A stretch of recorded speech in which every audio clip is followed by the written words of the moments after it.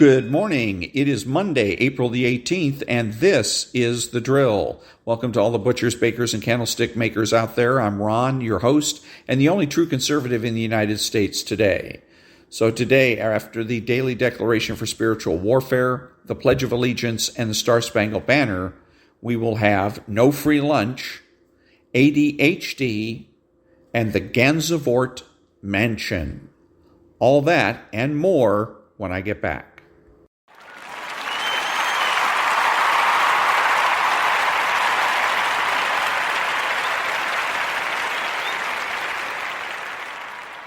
Thank you. And now the Daily Declaration for Spiritual Warfare for April the 18th. Allow my holy fire to burn up the high places. If you will be like my servant Josiah, whose heart was tender before me, and who humbled himself before me when I spoke to him of the desolation and curse that would come to those who allow wickedness to dwell in high places, then I will give you peace and keep you from the calamity that will come upon the wicked. Covenant with me to keep instructions and take a stand for righteousness. Command your people to burn the idols of wickedness that rise up in this land. Do all that you can to see that the evil leaders of wickedness in your nation are brought down out of their high places, and put away those who consult with mediums and spiritualists and who lead my people into perversion.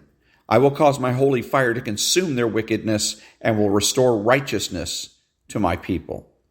2 Kings chapter 22, verses 19 through 20, chapter 23, verses 19 through 24. Prayer declaration. Lord, let your holy fire burn up all the high places of wickedness in our land. Purge us from the powers of darkness that invade our airwaves and bring perversion into the hearts of your people. Cause me to be a firebrand of your righteousness and allow me to be a catalyst for a return to your ways in our land. Amen. And that was the Daily Declaration for Spiritual Warfare for April the 18th.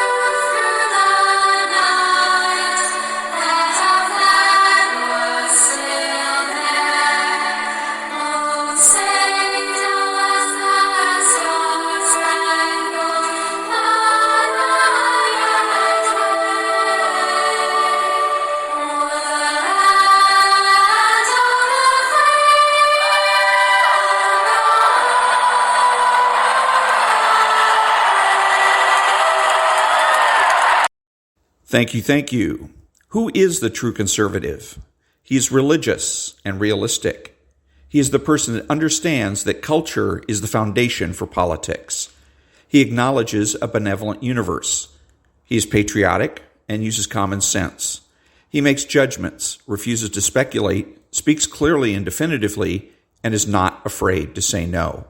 He's open-minded, asking why rather than why not.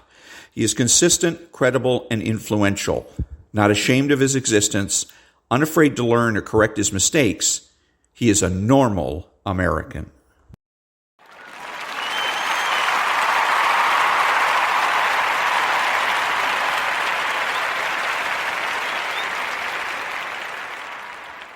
Thank you, thank you. What is the true conservative strategy for defeating socialists in this country?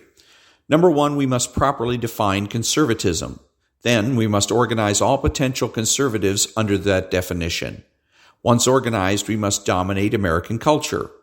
Dominating American culture means that we must rid ourselves of all the various cults the left has foisted upon us in this country. We rid ourselves of the left-wing cults by promoting value. What are the universal values? Number one, life. Number two, privacy. Number three, time. Number four, sanity. Number five, productivity. We defeat promiscuity by promoting family and privacy. Socialists must be driven from positions of power. And since it is lefty counterculture that provides the foundation for their political success, true conservatives must resist left-wing counterculture and promote normal American culture. By changing our culture, we will change our politics. And we change the culture by getting married, creating a family, and raising our children.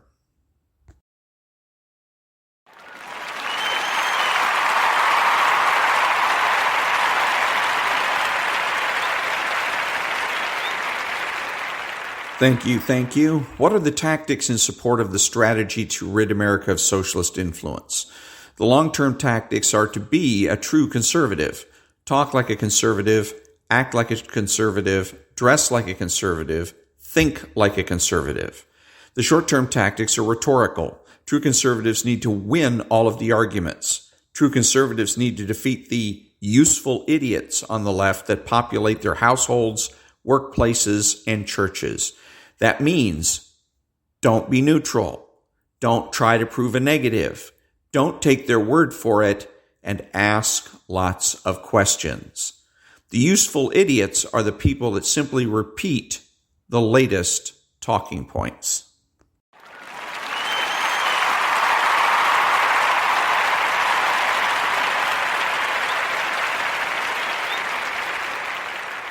Thank you, thank you. What are the true conservative political priorities? Number one, a constitutional amendment banning abortion throughout the country. Number two, make nuclear, chemical, and biological weapons obsolete. Number three, the immediate decertification of all public employee unions. Number four, the immediate assignment of criminal and civil liability to all government regulators. Number five, the immediate repeal of the so-called Patriot Act. Number six, the immediate repeal of all dictator laws. Number seven, the reinstatement of writs of outlawry. Number eight, government-sponsored recalls, ballot initiatives, and referendums. Number nine, a flexible minimum wage. Number 10, means-tested health care. And number 11, the immediate and permanent prohibition of investment banking by any office holder. Back in a minute.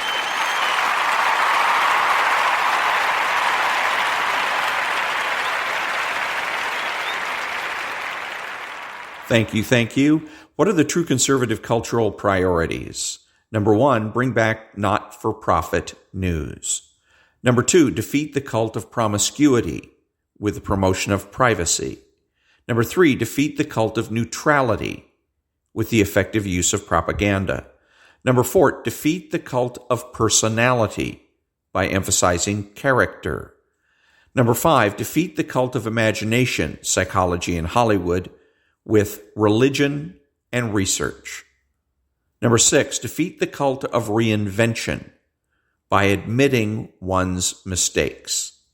Number seven, defeat the cult of death, abortion, infanticide, and assisted suicide. Back in a minute.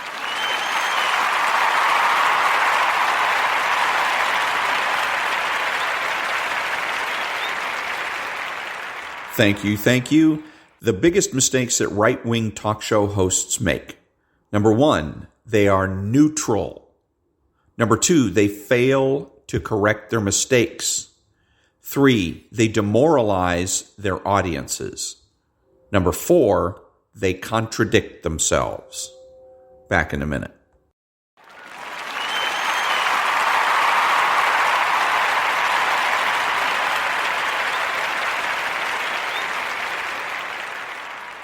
Thank you. Left-wing, right-wing vocabulary. The left says, going forward.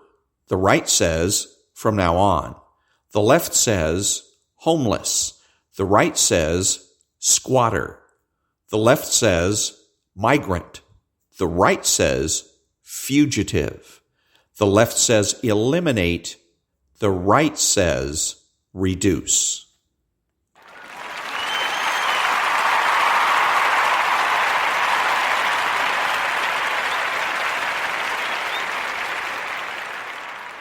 Thank you. And now there's no free lunch. Quote, everything we get outside of the free gifts of nature must in some way be paid for. The world is full of so-called economists who in turn are full of schemes for getting something for nothing. They tell us that the government can spend and spend without taxing at all, that it can continue to pile up debt without ever paying it off because we owe it to ourselves. Unquote. Henry Hazlitt. There is no free lunch. We can talk about all the things we want to accomplish with government spending all day, and indeed, we can always find legitimate expenditures in the government P&L. But the idea that the Treasury can spend infinite dollars and there will be no consequence is the fundamental, basic, never-ending economic mistake of believing in free lunch. What is a trade-off for excessive government spending? Capital misallocation, depressed growth, higher taxes, less competitive advantage, some or all of the above. Take your pick. Just don't fall for the belief that there is no trade-off. There is always a trade-off. And that was the there's no free lunch.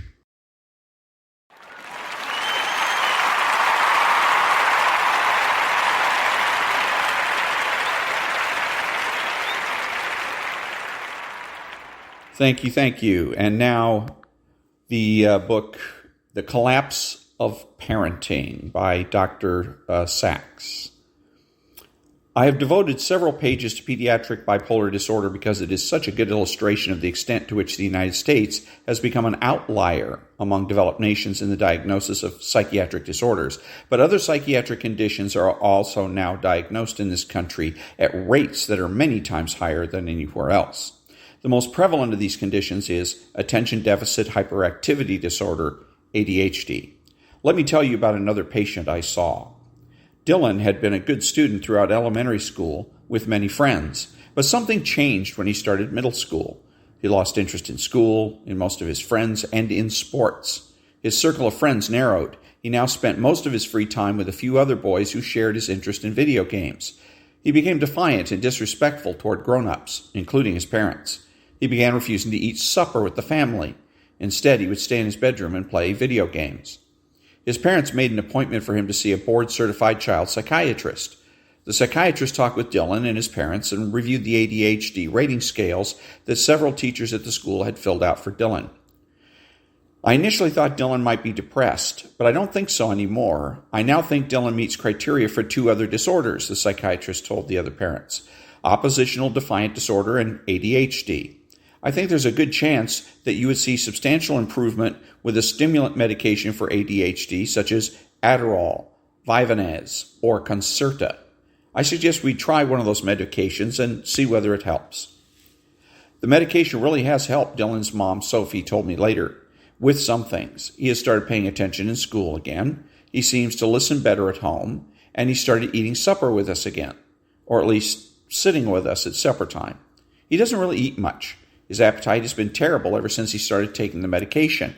And something else is different. There used to be a twinkle in his eye, a spark, a mischievous spark. I don't see that spark anymore. Back in a minute.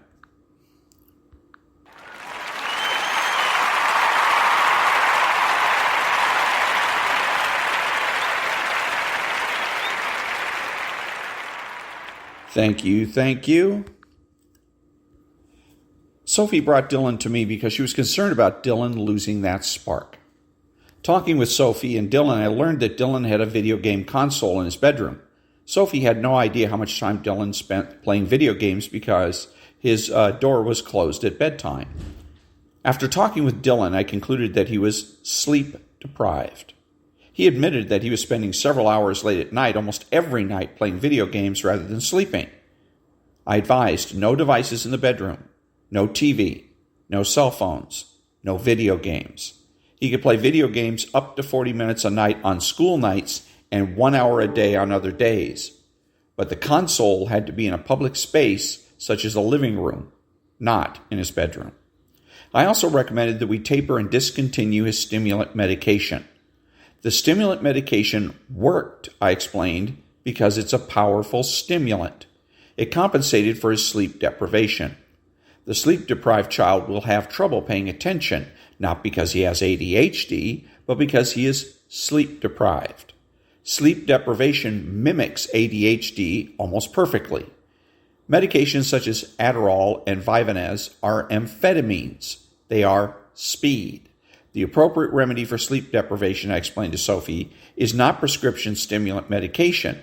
The appropriate remedy for sleep deprivation is that the parents turn off the video game console and turn out the lights so the kid can get to sleep. One of the basic duties of a parent is to ensure that the child gets a good night's sleep rather than staying up late playing games. That's not a new idea. But 30 years ago, we didn't have internet-enabled devices that made it easy for kids to play online with other kids at 2 a.m. Now we do. That means that parents have to be more assertive of their authority than in previous decades. But many American parents have abdicated their authority instead.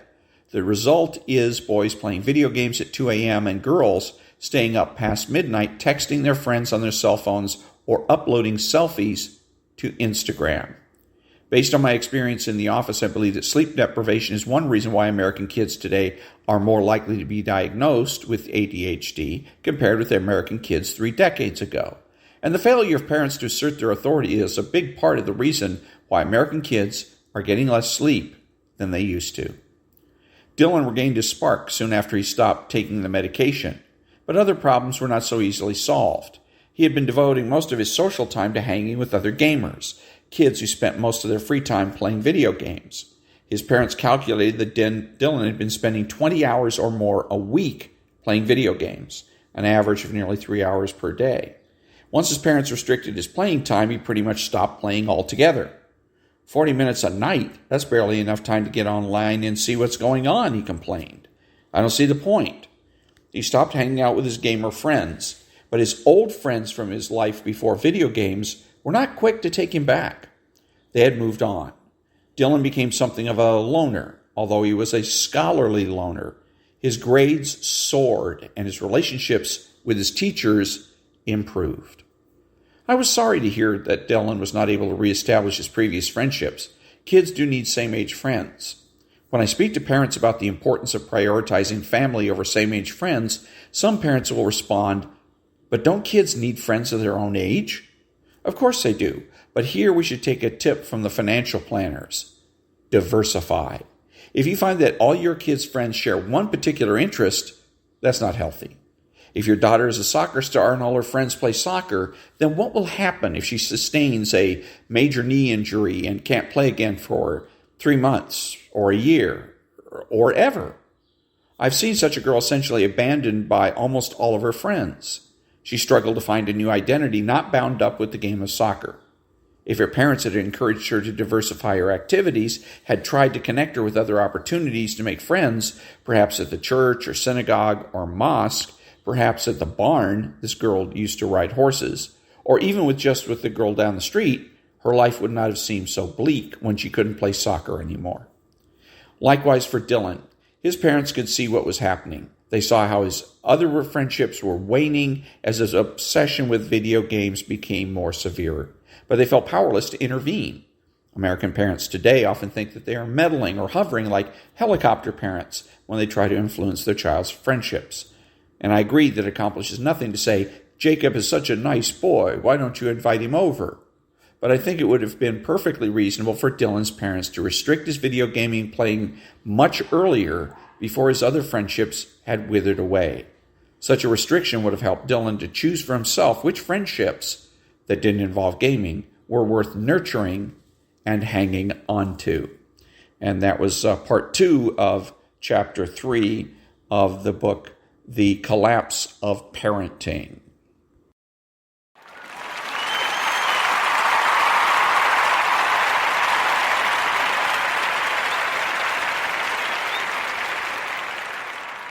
Thank you, thank you. And now the Tales from My Bicentennial Year by Michael Buell, and it is a story of a family in 1975, upstate New York, Gansevoort, New York to be more specific, in the Adirondacks. And last time we had chapter 16, which was the Turkey Bowl, in which the 3rd Streeters and the 4th Streeters squared off to play football and ended up tying 56-56. This chapter 17, is called the Gansevoort Mansion. The Gansevoort Mansion was by far the biggest house in our little town. It was right next to our church in the village. There's a line of huge oak trees that went behind the mansion and our church parking lot. Since it was fall and all the leaves were down, you had a clear vision of the mansion from our church. If we were lucky at Sunday Mass, we would sit in the pews on the left side of the church. I would have to maneuver my way around so that I had the end spot on the pew right next to the window. As the Mass wore on, I would be staring at the mansion, wondering what life must have been like for our colonial hero, Colonel Peter Gansevoort. All I really knew about him was that he was some kind of Revolutionary War hero who fought or led the battle before the Battle of Saratoga. Apparently, at a fort called Stanwix, Colonel Peter Gansevoort stopped a bunch of redcoats and Indians from joining up with the rest of the British troops just before the crucial Battle of Saratoga. The mansion was all white with big black shutters on the windows. It was 2 stories high, but much bigger than our ordinary houses. The front porch went the whole length of the house with these big white beams that held up the roof. I could not really see too well behind the house, but it looked like there was a decent-sized barn and some kind of stone patio or walkway. The driveway to me was what made the mansion a mansion. The driveway started at the main road and then went in about 300 feet, and then it formed a big circle. At the top of the circle were the stairs leading up to the porch. I could imagine myself in the old colonial days coming to visit the colonel, maybe for a ball or something. In our horse-drawn carriage, we would turn off the main road and begin down the long oak tree-lined driveway. As the mansion came into view, I could see the colonel in his uniform, of course, and his wife waving to us. After circling around the driveway, our driver would come to a stop right in front of the large stairs that went up the mansion porch. The driver would then get down off the top of the carriage and come down to open the door and let us out. Then he would help my beautiful date out of the carriage and up the steps, after which I gave him instructions as to where to take the horses to rest and to feed and water the team, as they had done a great job getting us here so quickly. I strode up the steps and eagerly shook hands with the colonel. I then took his wife's hand in mine and bowed to the lady as a sign of respect. The colonel was asking me how the trip went. His wife asked us if we would like a drink after the long drive. Oh, the conversational was delightful.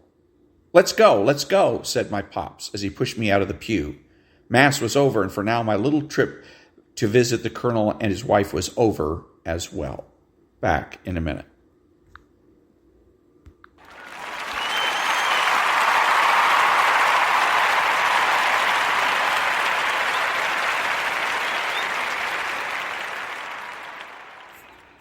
Thank you. Mike C. and I always wanted to go exploring over there, but something was always coming up, or somebody was there or something, so it never worked out. Father H. stopped Mike C. and me on the way out of church. He needed a couple of expert leaf rakers. He said out loud so that my dad and Mike C.'s dad could hear. Great, we thought. There goes Sunday, raking leaves at church. Oh well, my mom said that we better go home and change first. She didn't want my good church clothes ruined. And then Mike C. and I could ride our bikes back here to help rake. After changing clothes and grabbing a bit to eat, I was pushed along by my mom. My dad had grabbed the paper and hit the recliner and asked me, a.k.a. the TV remote, to turn on the TV and put it on channel 13 for wrestling before I go. With that done, I got my bike and whipped over to Mike C.'s. It was Sunday, and the Cinzanos were, as usual, making sauce. I ran up the steps to Mike C.'s front door, knocked on the door, and was quickly ushered into a very active house. Nana was there yelling at me to manja. Mike's sisters, Anna and Brenda, were stirring the pot of sauce and throwing something into it, and then stirring some more. Mike C. finally came running out of the hallway, and we raced out the front door. We got on our bikes and headed down to the church. We rolled into the parking lot, and I couldn't help but look over at the mansion. It's a big porch. Its big porch was kind of calling me over to it. I even thought I saw something in the window, but who knew? It was probably just my imagination. My pops always said that I had an overactive imagination, but I was pretty sure I saw a British redcoat spying on us from the top window. Father H. had already started raking leaves. He somehow managed to rake and smoke a Marlboro at the same time. When he was done with his Marlboro, he would throw it on the ground, walk over and smush it into the grass with his foot to make sure it was out. He told us where to start and to rake the whole front of the church lawn and the side by the railroad tracks into piles. Then we had to move the piles out back behind the storage shed and dump them down into the ravine. After a little while, Father H. yelled to us that it was time to take a break. He waved us over to him in front of the church hall. The hall was where they held bingo every Monday to raise money for the church. My mom and dad were on the bingo team, and it was fun every once in a while to go in there to see what was going on. When you walked into the bingo hall on Monday evenings, you had better be prepared to breathe smoke. The ladies that played bingo loved their cigarettes. Back in a minute.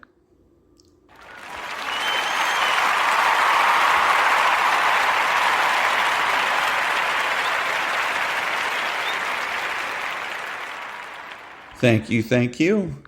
The whole room was maybe 100 feet by 60 feet. It had folding tables with chairs on both sides that filled the room.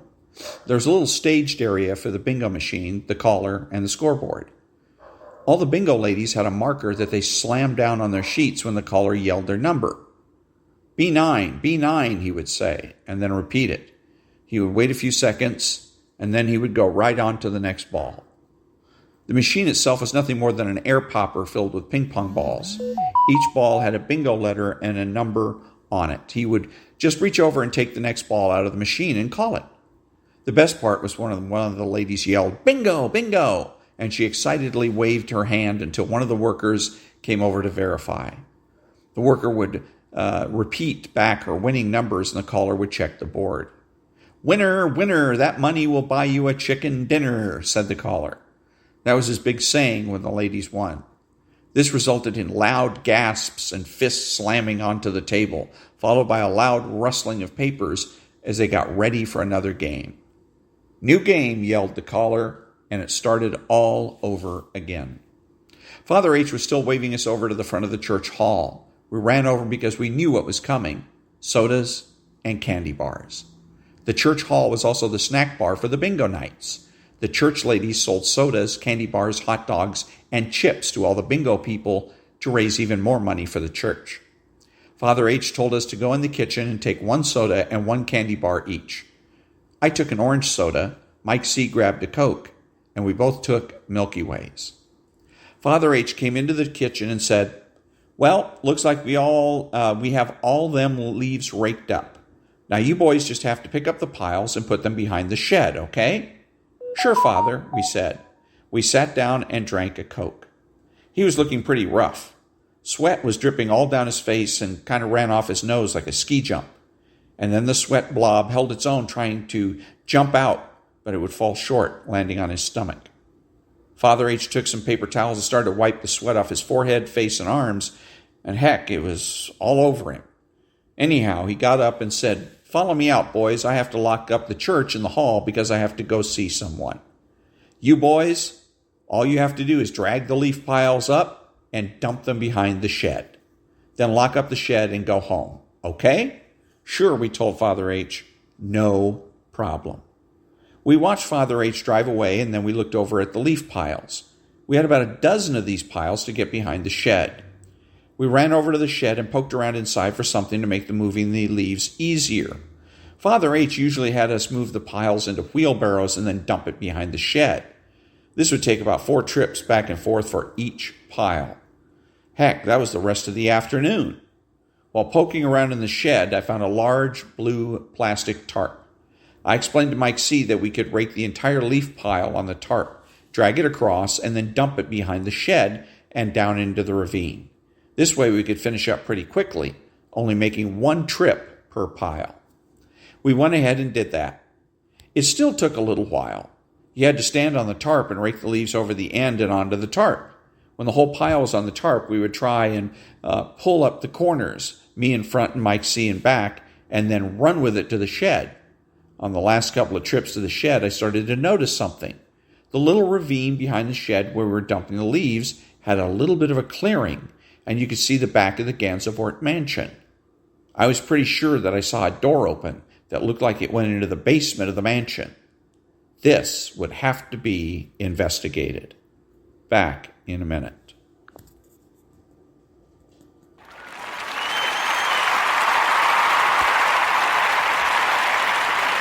Thank you. It wasn't like we were ever warned, do not go over to the Gansevoort Mansion and snoop around. But we were never warned not to go running into a wall of fire, but I'm sure we did that at one point too. I simply had to go over there and explore. Mike C. was up for it too. We threw the last of the leaf piles into the ravine and then quickly shut the shed doors and locked it up. We ran around to the back of the shed looking for the clearest route over to the mansion. Mike C. simply jumped up in the air, landing on the mountain of waist-high leaves, and ran up the other side of the ravine, waving his arms at me to come up. I did the same thing, caught up with Mike C., and we stood there trying to find the best way into the yard and then the mansion. We were not sure if anyone was in the mansion or not, and we did not want them to see us if they were there. So we went from tree to tree, bush to bush, playing commando, waving each other forward when we knew the coast was clear. We got to the very edge of Peter Gansevoort's backyard and were kneeling up against a stone wall. The stones had been stacked and restacked over the years. Some parts were standing tall, other parts were down to the ground. There was grass between the stone wall and a huge slate porch on the ground. The mansion itself looked pretty beat up being this close. Nothing like the front you see from the road. Paint was peeling, windows were broken, the grass wasn't mowed, and old bottles were lying all over the place. From what we knew, nobody had lived in the mansion for many years. The town was trying to clean it up for the Bicentennial celebration that was going to happen on July 4th, but that was months away. We saw a little shed or old milk house, we're not sure what it was, about halfway between the stone wall and the slate porch. We decided to make a commando run for it. As we ran low and as fast as we could, stretching out as we dove back into the back of this little shed. Shed was pretty cool. There were a couple of benches in it where you could sit and had a little window, but no glass. Mike C. sat up on one of the benches and was looking out the window trying to find the best place to enter the basement of the mansion. I swore I saw that door open. Both of our benches had little hinged boards on them. We were sitting there thinking about a way in, taking a look around the yard, surveying the place for an entry point. I stood up and leaned out the front of the little shed, thinking we could make a break for the back wall without anyone seeing us. Yuck! Yuck! Mike C. was yelling. He ran right into me, knocked me on the ground, and kept running over to the back wall I had been looking at. Of course, not knowing what the heck was going on, I ran out of there too and was looking back at the shed, waiting for a 10-foot monster to grab me and chew me up. I made it to Mike C. and gave him the what the heck look. He said, "It's an outhouse. You know, like the olden days. That's where they do their nasty business. We were sitting on 200-year-old poop." Yuck, I said back to him. Now that we were out of the 200-year-old poop, I can figure out a way in? I asked. We were kneeling down at the back corner of the main house. We could see the barn about 100 feet behind us. The barn door was wide open, and it would be a heck of a lot easier to explore in the barn and call it a day. But we were on a mission. We must see the great Peter Gansevoort's house. We started crawling from the corner of the house across the stone porch to that basement door. Back in a minute.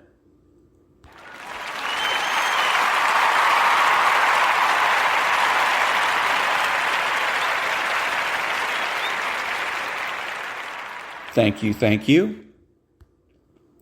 I reached the door and looked back at Mike C. crawling right behind. He motioned me to get some balls and reached up and turned the knob. I slowly reached my arm out, crawled a little closer. My hand reached the knob and it was cold, rusty, and loose. I started to try and turn the knob, but it would only go about a quarter turn and then stop. "It must be locked," I whispered back to Mike C. "Turn it the other way, stupid," he yelled to me. I reached out for the knob again and slowly started turning it the other way. It made some slow creaking noises, but it was moving. I turned it as far as it would go. Then, still crawling, I made my way in front of the door and began to push it in. Slowly the door moved, creaking, creaking, creaking as it slowly moved into the basement. Mike C. and I, very quietly and cautiously, crawled our way in. I finally made it all the way in and held the door for Mike C. We were now both in the mansion basement. We pulled the door closed so no one would see us. Problem was, it was pitch black. We couldn't see anything. We opened the door back up just a little bit to let some light in. We felt around the walls looking for a light switch or something. We were so busy looking around for a light switch that we weren't paying attention to anything around us. I smacked Mike C. in the back of the head, which he didn't like, and he went to smack me when I just pointed at the back wall. I knew Mike C. saw what I was looking at because his eyes were now bugging way out of his head. He saw it too. We both just stopped and stared, and slowly we started backing up towards the door. Along the back wall, behind the old dusty tables, chairs, carpets, and boxes, were 2 sets of chains. Bolted right into the top of the wall were 4 chains that if you looked long and hard, you could see the loops at the ends of the chains. We both knew what this meant, that our Peter Gansevoort used to hold British soldiers or Indians or both here as prisoners in his basement. His soldiers would hunt them down and bring them here for punishment or to extract secrets out of them. We looked at each other and knew we hit the jackpot. The mansion needed to be fully explored, but we also had seen enough for today. It was getting dark and cold, and we had to get back home on our bikes. We needed something to bring back to the guys so they would want to come with us next time. We rummaged around some more, opened up some boxes, and found this cool, huge old desk. In it was a feather quill pen. That was it. The great Peter Gansevoort probably used it to sign some great documents, decreeing the town of Gansevoort. We started to look around again, and Mike C. thought that a pen was not the greatest thing to bring back to the guys to get them to explore more. Mike C. was going deeper and deeper into the basement. It was getting darker and darker. The light from the door only went so far. I yelled to him, "What are you looking for? Where are you going?" He yelled back to me, "Shh! I hear something. Listen." I stopped in my tracks. We both became dead silent. Then I heard it. Footsteps. And they sounded like they were getting close overhead. They got louder and louder. We could hear people talking now. Something about damn kids. Back in a minute.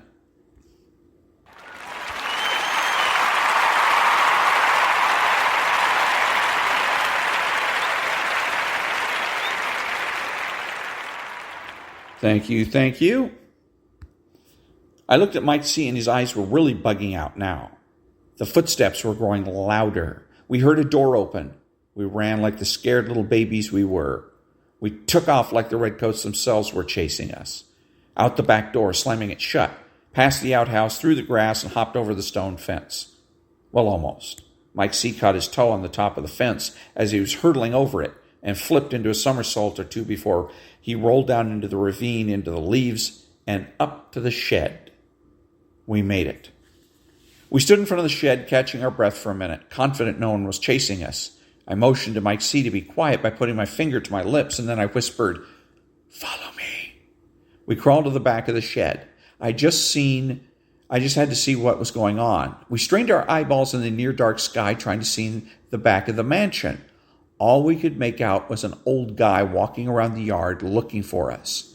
We crawled back to the front of the shed and kind of bent over and ran to our bikes at the front of the church. Mike C. thought we should walk our bikes down the railroad tracks a little ways until we got past the mansion so they wouldn't see us. Sounded good to me. I had kept my quill pen. At least we could show the guys that. We would have to round up the guys and come back.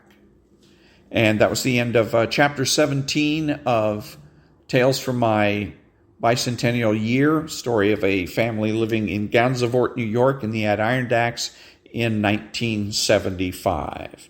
And next time, Chapter 18, The Great Ice Storm.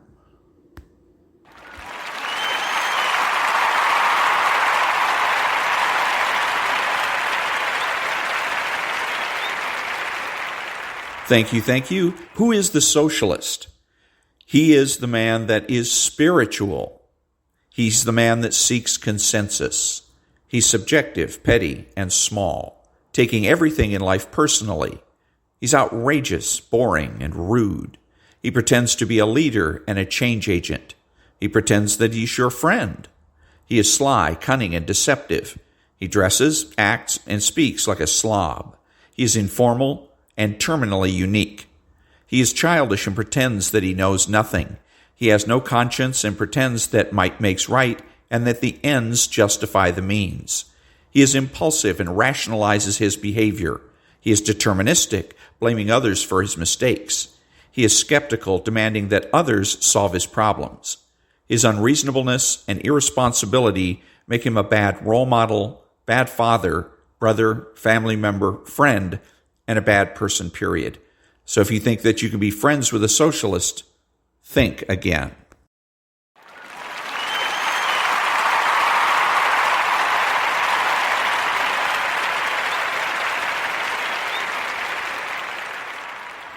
Thank you. I'm Ron, your host, and the only true conservative in the United States today, bidding adios to all of the butchers, bakers, and candlestick makers, and reminding you to listen to the John and Ken Show on KFI AM 640, Monday through Friday from 2 p.m. to 6 p.m. Pacific Time.